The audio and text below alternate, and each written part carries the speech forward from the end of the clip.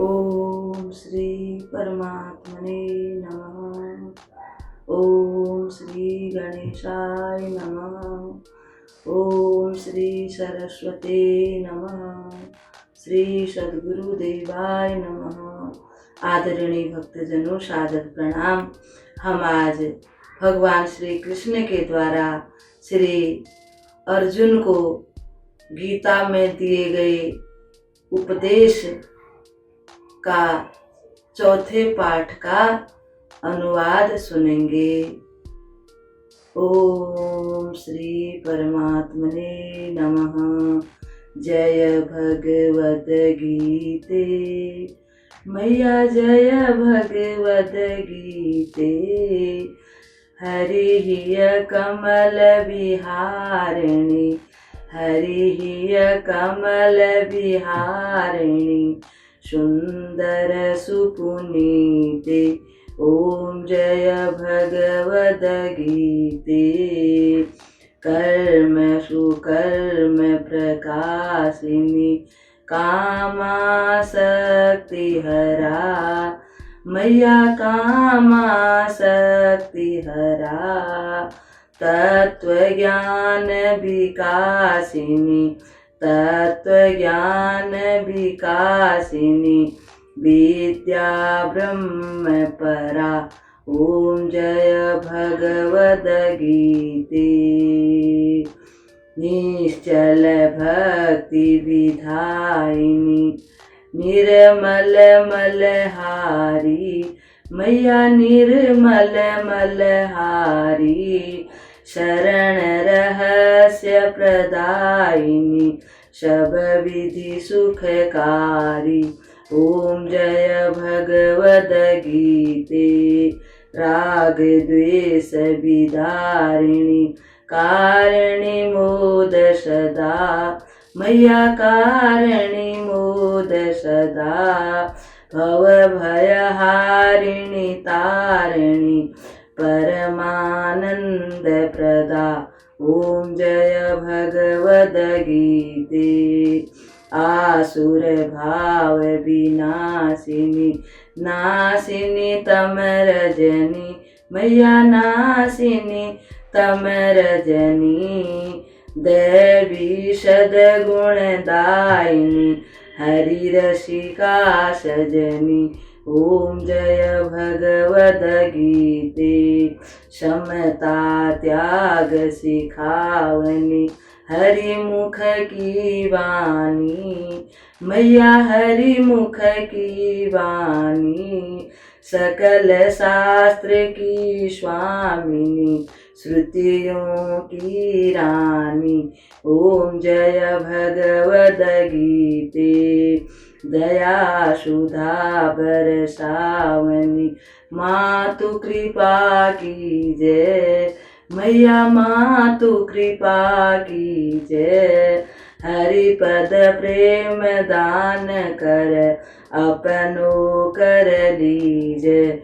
ओम जय भगवद गीते मैया, जय भगवद गीते।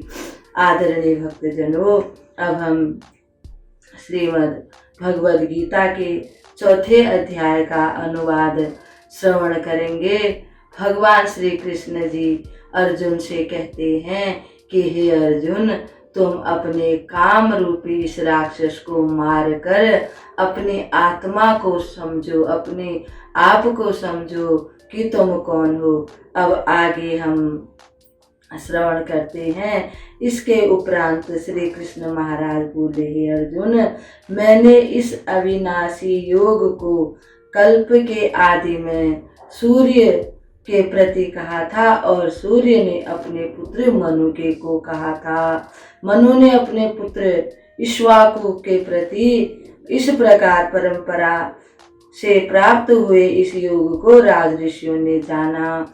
परंतु हे अर्जुन, यह योग बहुत काल से इस पृथ्वी लोक में लोप हो गया है। वह ही यह पुरातन योग अब मैं तेरे लिए वर्णन किया है, क्योंकि तू मेरा भक्त है और मेरा अत्यधिक प्रिय सखा है। इसलिए तथा यह योग बहुत उत्तम और रहस्य अर्थात अति मर्म का विषय है। इस प्रकार भगवान श्री कृष्णचंद्र महाराज के वचन सुनकर अर्जुन ने पूछा, हे भगवान, आपका जन्म तो आधुनिक अर्थात अब हुआ है। मेरे सामने सूर्य तो बहुत पुराने हैं, आदि हैं, तो फिर भला आपने उनको कहाँ से ये योग सिखा दिया?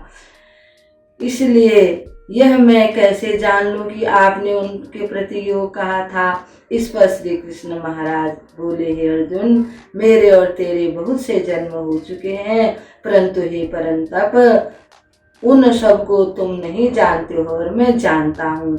मेरा जन्म प्राकृतिक मनुष्यों के जैसा नहीं है।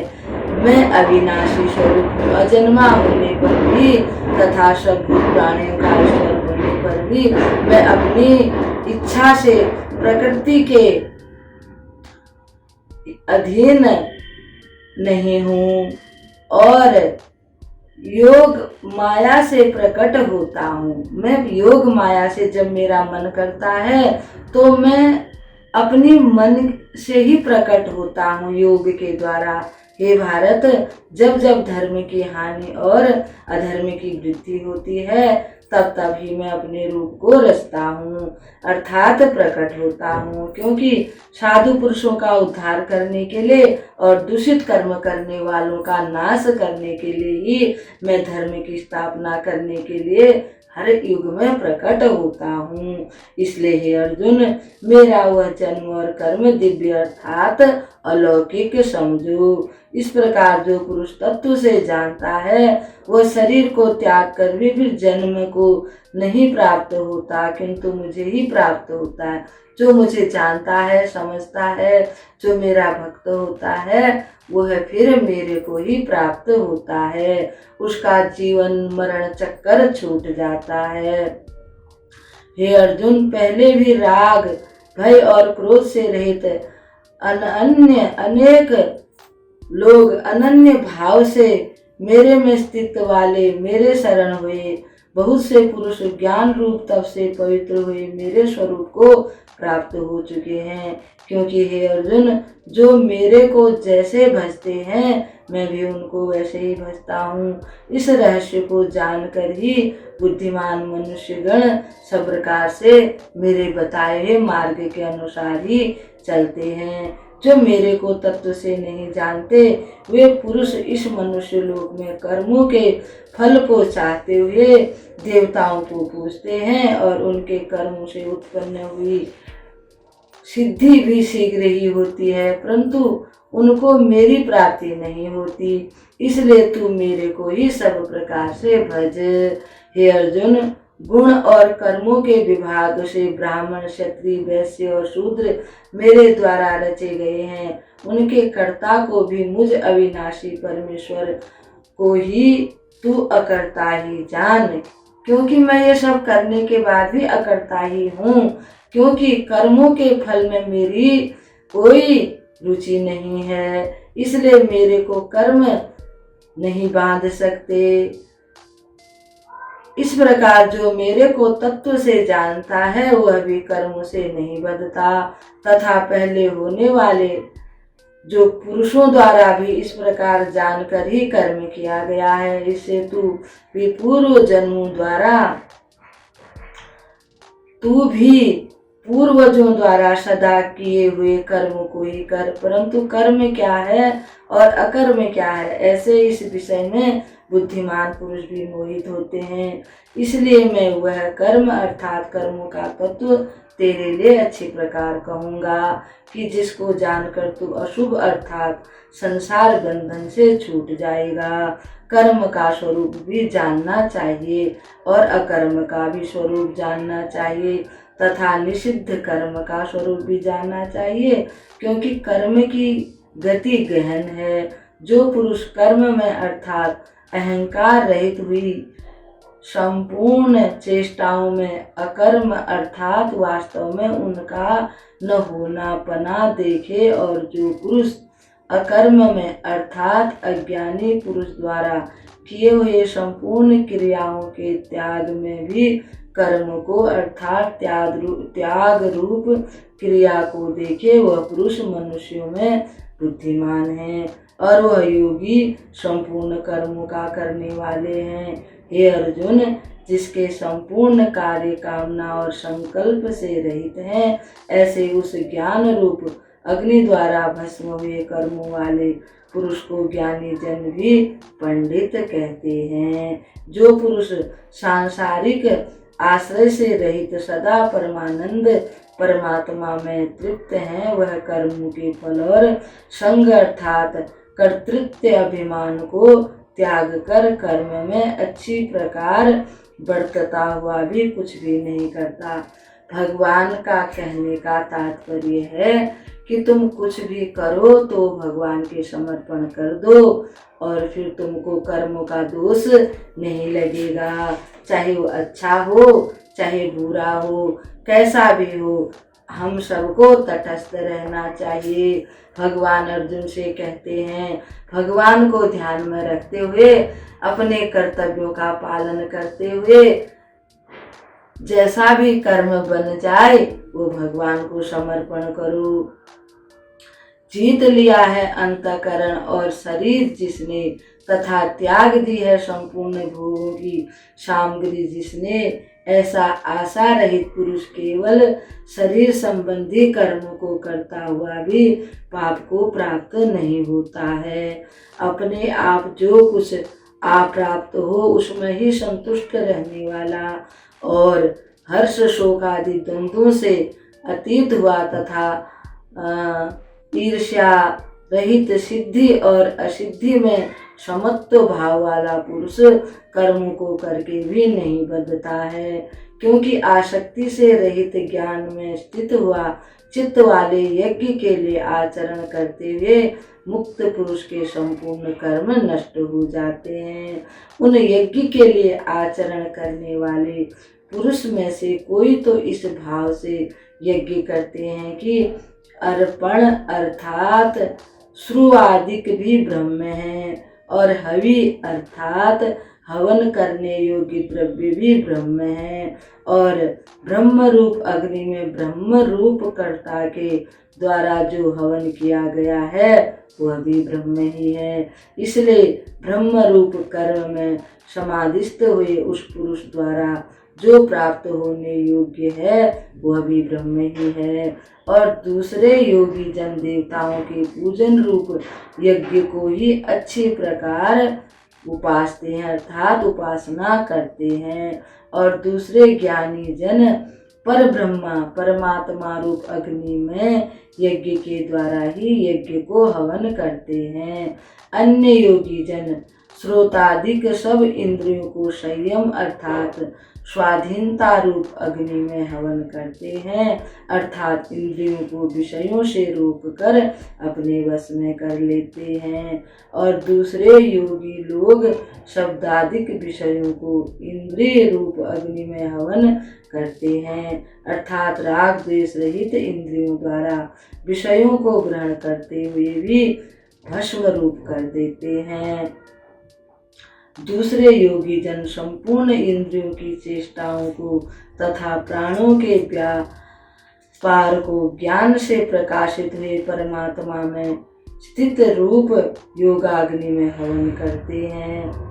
दूसरे कई पुरुष ईश्वर अर्पण बुद्धि से लोक सेवा में द्रव्य लगाने वाले हैं, वैसे ही कई पुरुष स्वधर्म पालन रूप तप यज्ञ को करने वाले हैं और कई अष्टांग योग रूप यज्ञ को करने वाले हैं और दूसरे अहिंसादि तीक्ष्ण व्रतों से युक्त यत्नशील पुरुष भगवान के नाम का जप तथा भगवत प्राप्ति विषयक शास्त्रों का अध्ययन रूप ज्ञान यज्ञ के करने वाले हैं। दूसरे योगी जन कई प्रकार के योग करके भगवान को प्राप्त करने की कोशिश करते हैं तथा अन्य योगी जन प्राण और अपान की गति को रोककर प्राणायाम के परायण होते हैं। दूसरे नियमित आहार करने वाले योगी जन प्राणों को प्राणों में ही हवन करते हैं। इस प्रकार यज्ञों द्वारा नाश हो गया है पाप जिनका,